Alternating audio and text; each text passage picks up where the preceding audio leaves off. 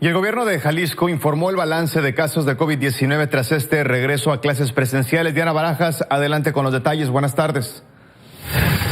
¿Qué tal? Buenas tardes, Mario. Un gusto saludarte. Y según lo que reportan las cifras del gobierno del estado, se registraron 341 casos activos durante esta primera semana de clases presenciales. Esto entre menores de 3 a 14 años de edad, que comprenden la edad escolar en educación básica. Y por otro lado, también se suman 1,733 casos activos en jóvenes de 18 a 25 años que comprenden pues lo que es educación media superior y superior, es decir, más de 2,000 contagios en la primera semana del regreso a clases presenciales. Sin embargo, el discurso del gobierno del estado es que esos casos activos no tienen que ver con el regreso a la presencialidad.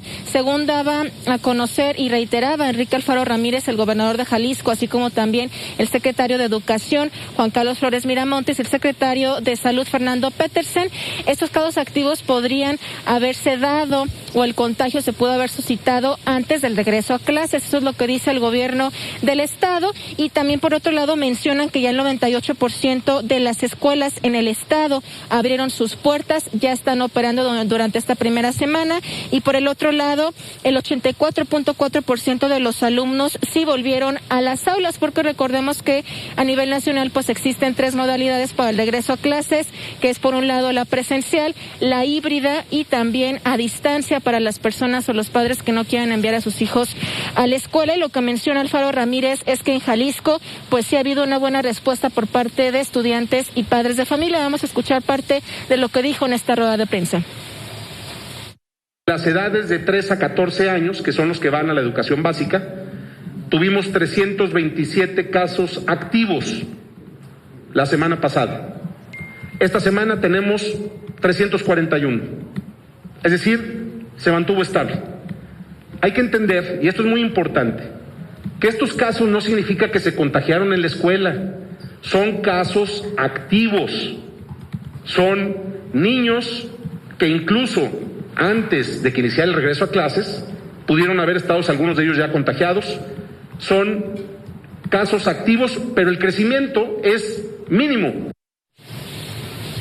Y otro de los temas importantes que se hablaron durante esta rueda de prensa fue lo respectivo al cierre de 5 secundarias durante la semana pasada, porque según argumentaban los directivos, habían tenido que cerrar las escuelas por brotes de COVID al interior de los planteles, casos positivos entre trabajadores de la educación y entre estudiantes. Sin embargo, lo que dice el gobierno del estado de Jalisco respecto a este tema es que estas secundarias violaron el protocolo porque no está permitido, no está autorizado que cuando exista un brote se cierre de manera total todo el plantel. Únicamente tienen que irse a cuarentena o a resguardo los salones en donde se dieron estos casos sospechosos o positivos.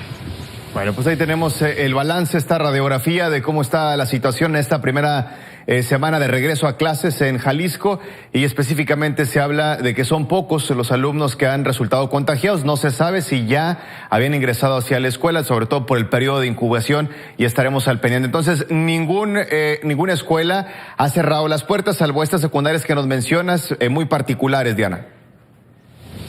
Así es, han cerrado sus puertas 5 secundarias durante la semana pasada, pero bueno, el gobierno del estado dice que esto no está permitido, esto viola el protocolo. Lo que tiene que hacer la secundaria cuando se detecta un brote, pues es simplemente resguardar a los alumnos de cada aula en específico. Si es que este caso fue positivo o es sospechoso, resguardar a los alumnos de cada grupo, pero lo que menciona el gobierno del estado es que no están autorizadas a cerrar de manera definitiva, como sí lo hicieron durante la semana pasada estas 5 secundarias, Mario. Bien, Diana, te agradezco mucho este reporte. Muy buenas tardes.